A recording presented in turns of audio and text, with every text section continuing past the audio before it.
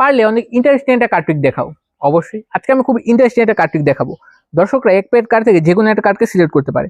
ধরলাম কথার কথা দর্শকরা এই কার্ডটাই সিলেক্ট করলো, এটাকে তারা খুব ভালো মতো দেখবে এবং মনে রাখবে। তারপর এটাকে ডেকের ভিতর কোথাও একটা দিয়ে মিক্স করে দিবে।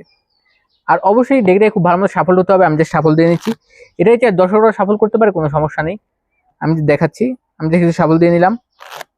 আর অবশ্যই খুব ভালো মতো সাফল দিতে হবে। আর অবশ্যই কিছু কার্ড, আর এই কার্ডগুলো দেওয়া খুবই ইম্পর্টেন্ট। এখন আমি যেটা করবো সেটা হচ্ছে, এখানে আমার কাছে দুটো ডাইস আছে, এই দুটো ডাইসকে আমি 3বার রোল করবো। আর 3বার রোলের সময় যে নাম্বারটা আসবে আমরা সেটাকে নিব 1 2 3। এইবার যে নাম্বারটা আসবে আমরা সেটাকে নিব। এখানে আছে 6 আর 2 8, তার মানে আমি এখান থেকে ঠিক 8 টাকার কিনছি ডিল করবো। 1 2 3 4 5 6 7 8। আর এই 8 নাম্বার কার্ডটাই জানি কিভাবে দর্শকদের সিলেক্ট করা কার্ড। আর এখানে যতগুলো কার্ড আছে সবগুলো কার্ড একদম টোটাল ডিফারেন্ট। আমি দেখিয়ে দিচ্ছি, এখানে যতগুলো কার্ড আছে সবগুলো কার্ড একদম টোটাল ডিফারেন্ট। আর এই ম্যাজিকটা যদি আপনার কাছে ভালো লেগে থাকে তাহলে অবশ্যই ভিডিওকে শেয়ার করতে পারেন। যত বেশি ভিডিওকে শেয়ার করবেন বা আপনারা যত বেশি রেসপন্স করবেন, আমি চেষ্টা করবো এটা একটা টিউটোরিয়াল নিয়ে আসার।